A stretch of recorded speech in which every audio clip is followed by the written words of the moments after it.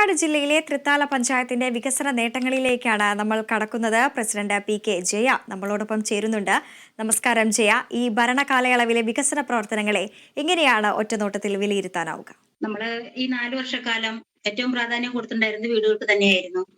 ഏകദേശം 233 ലൈഫ് വീടുകൾ നമുക്ക് കൊടുക്കാൻ കഴിഞ്ഞു. അതിൽ തന്നെ 146 വീടുകൾ പൂർണ്ണമായി നിർമ്മാണം നടന്നു കഴിഞ്ഞു. അതിന്റെ ഉദ്ഘാടനവും കഴിഞ്ഞു. 50ഓളം പിന്നെ PMAY വീടുകൾക്ക് 50 എണ്ണം എഗ്രിമെന്റ് വെച്ചു. അതിന്റെ പണികളും നടന്നുകൊണ്ടിരിക്കുന്നു. നിരവധി പദ്ധതികളെല്ലാം തന്നെ പഞ്ചായത്ത് നടപ്പിലാക്കി വരുന്നുണ്ട്. ലൈഫ് ഭവന പദ്ധതിയിലടക്കം തന്നെ 100% ഇത്തരത്തിൽ ആളുകൾക്ക് PMAY പ്രകാരം എല്ലാം തന്നെ വീടുകളെല്ലാം തന്നെ യാഥാർത്ഥ്യമാക്കാൻ സാധിച്ചു എന്നുള്ളതാണ് അല്ലേ? അതെ. അതുപോലെ തന്നെ പൊതുജലാശയ സംരക്ഷണം എന്ന് പറയുമ്പോൾ 15ഓളം കുളങ്ങൾ നമുക്ക് നവീകരിക്കാൻ കഴിഞ്ഞിട്ടുണ്ട്. 5ഓളം കുളങ്ങളുടെ നവീകരണ പ്രവൃത്തികൾ നടന്നുകൊണ്ടിരിക്കുന്നുണ്ട്. നിരവധിയായിട്ടുള്ള ജലസേചന കിണറുകൾ നമ്മൾ തൊഴിലുറപ്പ് പദ്ധതിയിൽ ഉൾപ്പെടുത്തി നിർമ്മിച്ചു നൽകാനായിട്ടുണ്ട്. ഏറ്റവും കൂടുതൽ മഹാത്മാ അവാർഡ് വരെ കിട്ടിയിട്ടുള്ള പഞ്ചായത്താണ് നമ്മുടെ തൃത്താല ഗ്രാമപഞ്ചായത്ത്. അതുപോലെ റോഡുകൾ എല്ലാം തന്നെ നല്ല രീതിയിൽ ഒരുവിധം പൂർത്തീകരിക്കാൻ ഈ 3-4 വർഷം കൊണ്ട് നമുക്ക് സാധിച്ചിട്ടുണ്ട്. വഴിവിളക്കുകൾ വിളക്കുകളുടെ കാര്യങ്ങളിലായാലും തെരുവോരങ്ങളെല്ലാം തന്നെ പിന്നെ വിളക്കുകൾ സ്ഥാപിക്കാനും ഇപ്പോഴും അത് മെയിൻ്റെനൻസ് ഫണ്ടായാലും പുതിയതായാലും ഒക്കെ തന്നെ നമ്മൾ വെച്ചിട്ടുണ്ട്. അത്തരത്തിലുള്ള പോരായ്മകളൊക്കെ പരിഹരിക്കപ്പെട്ടു കഴിഞ്ഞു. അതുപോലെ പിന്നെ മാലിന്യ സംസ്കരണത്തിന്റെ ഭാഗമായി നിരവധിയായ പ്രവർത്തനങ്ങളാണ് തൃത്താല ഗ്രാമപഞ്ചായത്ത് ചെയ്തിട്ടുള്ളത്. ഏറ്റവും നല്ല രീതിയിൽ ഒരു MCF 1600 സ്ക്വയർ ഫീറ്റ് 4.5 ഏക്കറോളം വരുന്ന പഞ്ചായത്തിന്റെ സ്ഥലത്ത് ഒരു MCF എല്ലാ അടിസ്ഥാന സൗകര്യങ്ങളോടും കൂടി ബെയിലിംഗ് മെഷീൻ ഉൾപ്പെടെ കുടിവെള്ള സൗകര്യങ്ങളും ഫയർ ഉൾപ്പെടെയുള്ള എല്ലാ സംവിധാനങ്ങളും ഉൾപ്പെടുത്തി ഒരു ഒരു വലിയ MCFന്റെ പ്രവർത്തനം നടന്നുകൊണ്ടിരിക്കുന്ന 34 അംഗ ഹരിതകർമ്മസേന അംഗങ്ങൾ നമുക്കുണ്ട്. നല്ല രീതിയിൽ അതിന്റെ പ്രവർത്തനങ്ങൾ മുന്നോട്ട് പോയിക്കൊണ്ടിരിക്കുകയാണ്. അതോടൊപ്പം തന്നെ ഒരു വാർഡിലേക്ക് 2 എന്ന കണക്കിൽ നമ്മൾ 34 മിനി MCFകൾ വാർഡുകൾ പലയിടത്തായി സ്ഥാപിക്കുകയുണ്ടായി. ഇതിന്റെ പുറമെ 60 ബിന്നുകൾ നമ്മള് പിന്നെ പഞ്ചായത്തിന്റെ പല ഭാഗങ്ങളിലും ബിന്നുകൾ വെക്കാൻ 60ഓളം ബിന്നുകൾ ഇറക്കി വെച്ചിട്ടുണ്ട്. ദിവസങ്ങളിൽ അത് എല്ലാം സ്ഥാപിക്കും. അവിടെ ഇറക്കി വെച്ചിട്ടുണ്ട് വീടുകളിലേക്ക് കൊടുക്കാൻ. ഏകദേശം 130ഓളം 130ലധികം വീടുകളിലേക്ക് പിന്നെ ജൈവ മാലിന്യങ്ങൾ പിന്നെ വളമാക്കുന്ന രീതിയിലേക്കുള്ള ബിന്നുകൾ നമ്മൾ ഇറക്കി കഴിഞ്ഞിട്ടുണ്ട്. അതുപോലെ ഘടക സ്ഥാപനങ്ങളിലേക്ക് 40ഓളം ബിന്നുകൾ, സ്കൂളുകളിലേക്ക് എല്ലാം കൂടി ചെയ്തിട്ടുണ്ട്. അതുപോലെ തന്നെ ഹരിത പഞ്ചായത്താക്കുക, ഹരിത വിദ്യാലയമാക്കുക എന്ന പ്രവർത്തനങ്ങളിലേക്കെല്ലാം തന്നെ എത്തിച്ചേരാൻ പഞ്ചായത്തിന് കഴിഞ്ഞിട്ടുണ്ടല്ലേ?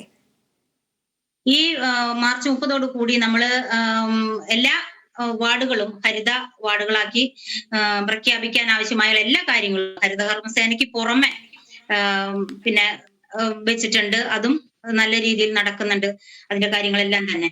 തീർച്ചയായും. ഒപ്പം തന്നെ ഈ പാലക്കാടിൽ ഈ തൃത്താല ഗ്രാമപഞ്ചായത്തിനെ സംബന്ധിച്ചിടത്തോളം എത്രത്തോളമാണ് കൃഷിയുടെ ഈ കർഷകർ കൂടുതലുള്ള ഒരു പഞ്ചായത്താണോ? ഈ കാർഷിക വിളകൾക്കെല്ലാം തന്നെ സബ്സിഡികളെല്ലാം തന്നെ നൽകിക്കൊണ്ടുള്ള പ്രവർത്തനങ്ങളെല്ലാം തന്നെ ഏത് രീതിയിലാണ് നടപ്പിലാക്കി വരുന്നത്? പഞ്ചായത്ത് ഏറ്റവും നല്ലൊരു ഭാഗം ഫണ്ട് മാറ്റിവെക്കുന്നത് കൃഷി മേഖലയിലേക്കാണ്. കൃഷി മേഖലയിലേക്ക് മാറ്റിവെക്കുമ്പോൾ തന്നെ തരിശുഭൂമി കൃഷിയോഗ്യമാക്കുക, അതുപോലെ തന്നെ തൊഴിലുറപ്പ് മേഖലയെ കൂടി ഇതിലേക്ക് ഉൾപ്പെടുത്തിക്കൊണ്ട് പിന്നെ സ്ഥലങ്ങൾ നിലമൊരുക്കി കൊടുക്കാനുള്ള പദ്ധതികൾ, അതുപോലെ പാട്ടകൃഷി പോലുള്ള സംവിധാനങ്ങൾ, അതുപോലെ കൃഷി വകുപ്പുമായി ചേർന്ന് ഉഴവുകൂലി ത്രിതല പഞ്ചായത്ത് സംവിധാനത്തിൽ കൂടെ നമ്മൾ ഉഴവുകൂലി മറ്റു കാര്യങ്ങളെല്ലാം തന്നെ നല്ല രീതിയിൽ ഇവിടെ കൊടുക്കാൻ കർഷകർക്ക് ആവശ്യമായ സൗകര്യങ്ങൾ ചെയ്തു കൊടുക്കുന്നുണ്ട്. മാത്രവുമല്ല ഫ്രൂട്ട് പ്ലാന്റ്സ് നമ്മൾ ഈ പഞ്ചായത്തിൽ ചെയ്തിട്ടുണ്ട്. കൃഷി സമൃദ്ധി ഇതിന്റെ സംസ്ഥാന തലത്തിലുള്ള ഉദ്ഘാടനം ബഹുമാനപ്പെട്ട തദ്ദേശ സ്വയംഭരണ എക്സൈസ് വകുപ്പ് മന്ത്രിയായിട്ടുള്ള MP രാജേഷ് ഇവിടെ ആണ് കൃഷി സമൃദ്ധി ഇവിടെയാണ് നടപ്പാക്കിയിട്ടുള്ളത്. എല്ലാം തന്നെ നല്ല രീതിയിൽ കിരഗ്രാമം പദ്ധതി ഇവിടെ തുടങ്ങി വെച്ചിട്ടുണ്ട്. അതൊക്കെ തന്നെ നല്ല രീതിയിൽ പൂർത്തീകരിക്കാൻ ചെയ്യാനും നമുക്ക് കഴിഞ്ഞിട്ടുണ്ട്. തീർച്ചയായും അത്തരത്തിലുള്ള മാതൃകാപരമായിട്ടുള്ള പ്രവർത്തനങ്ങളെല്ലാം തന്നെ വീണ്ടും നടപ്പിലാക്കട്ടെ എന്ന് ആശംസിക്കുകയാണ്. ഒപ്പം തന്നെ ഈ വിദ്യാഭ്യാസ മേഖലയിൽ ഏതൊക്കെ തരത്തിലുള്ള അംഗനവാടികൾ കേന്ദ്രീകരിച്ചാണെങ്കിലും തന്നെ എത്തരത്തിലുള്ള പ്രവർത്തനങ്ങളാണ് നടപ്പിലാക്കി വരുന്നത്? നമുക്ക് 28 അംഗൻവാടികളാണ് നമ്മുടെ പഞ്ചായത്തിലുള്ളത്. ഒരു അംഗൻവാടി ഒഴികെ ബാക്കിയുള്ള എല്ലാ അംഗൻവാടികൾക്കും കെട്ടിടമായി. ഒരു സ്മാർട്ട് അംഗൻവാടി, മറ്റുള്ള അംഗൻവാടികളിലൊക്കെ നവീകരണ പ്രവർത്തനം നല്ല രീതിയിൽ പിന്നെ ശിശു സൗഹൃദ അംഗൻവാടികളാക്കി മാറ്റാൻ നമുക്ക് കഴിഞ്ഞിട്ടുണ്ട്.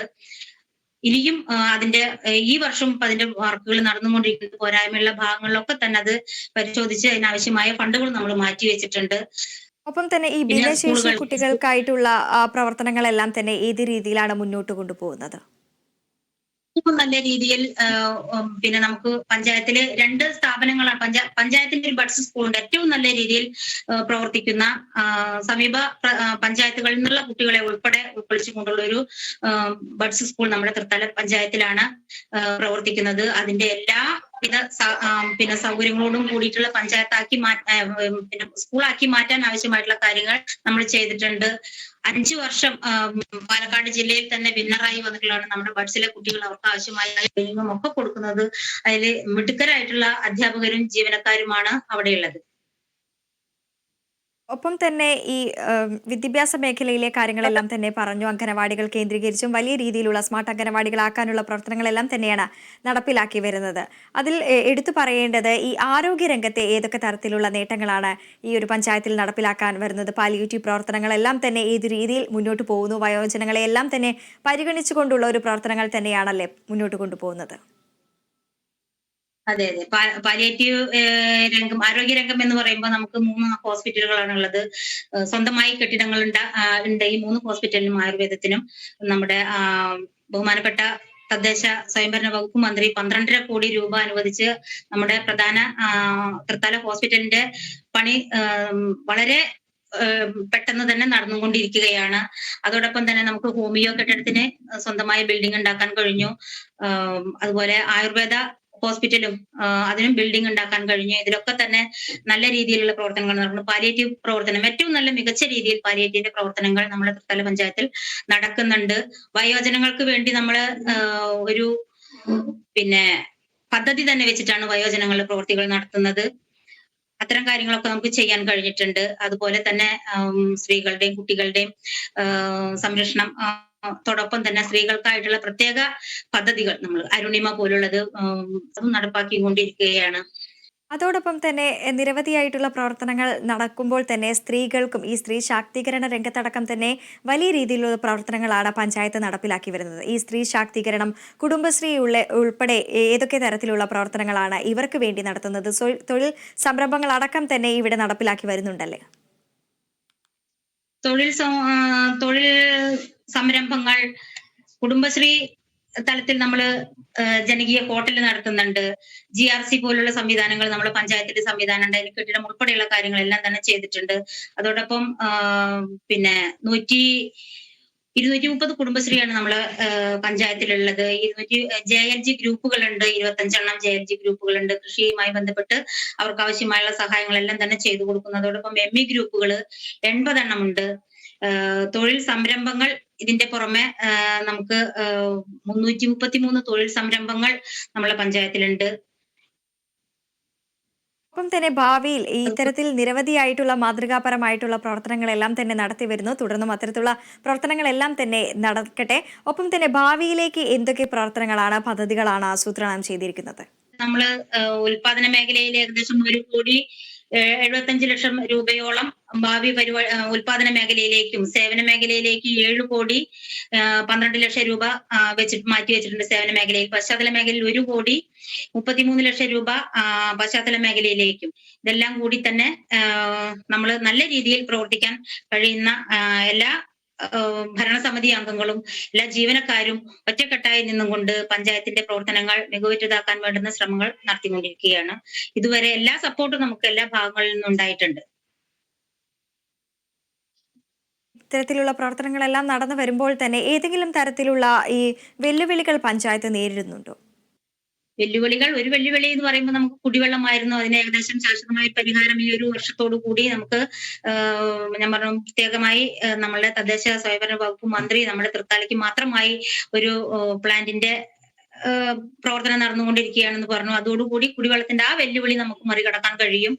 നിരവധിയായിട്ടുള്ള പിന്നെ ചെറിയ കുടിവെള്ള പദ്ധതികള് നിരവധിയായി നമ്മളുടെ പഞ്ചായത്ത് ഏറ്റെടുത്ത് നടപ്പാക്കി. അതൊക്കെ നല്ല രീതിയിൽ നടന്നുകൊണ്ടിരിക്കുന്നു.